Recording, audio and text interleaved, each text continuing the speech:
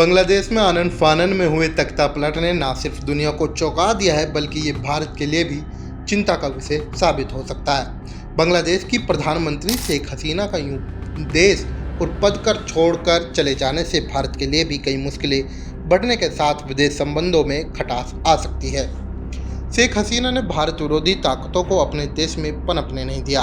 कई राजनीतिक उथल पुथल के बावजूद उन्होंने बांग्लादेश में चरमपंथियों पर लगाम रखी, जो वहां के गैर मुस्लिम लोगों के लिए अब चिंता का विषय बन गया है। बांग्लादेश की विपक्षी पार्टी भारत विरोधी। बांग्लादेश से मिल रही जानकारी के मुताबिक सेना ने देश के पूरे सिस्टम को अपने कब्जे में लेकर अंतरिम सरकार बनाने की घोषणा कर दी है। इस सरकार में हसीना की अवामी लीग को शामिल नहीं किया गया, जबकि विपक्षी बांग्लादेश नेशनलिस्ट पार्टी बीएनपी और प्रतिबंधित जमात ए इस्लामी के प्रतिनिधियों को शामिल किया जाएगा। ये पार्टी हमेशा से पाकिस्तान परस्त रही है और भारत के खिलाफ कभी भी जहर उगलने से पीछे नहीं हटी। इस तख्ता पलट में जमात और बीएनपी का हाथ। जमात और बीएनपी ने मिलकर जुलाई की शुरुआत में एक छात्र आंदोलन किया, लेकिन इनका मकसद कोई आंदोलन नहीं बल्कि इस आंदोलन की आड़ में देश में हिंसा पैदा कर एक अस्थिरता का माहौल बनाना था, जिसमें ये कामयाब भी रहे। माना जा रहा है खालिदा जिया, जो बांग्लादेश की पहली महिला प्रधानमंत्री भी रही है, वो अब प्रधानमंत्री बन सकती है।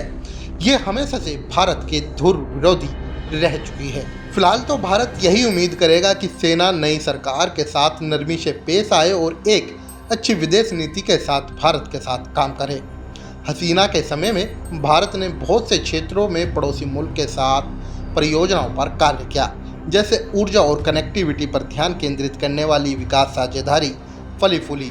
इससे भारत और बांग्लादेश के साथ 4000 किलोमीटर की सीमा पर सहयोगात्मक और शांतिपूर्ण सीमा प्रबंधन तंत्र बनाने और नशीली दवाओं और मानव तस्करी तथा जाली नोटों से संबंधित मुद्दों को हल करने में मदद मिली।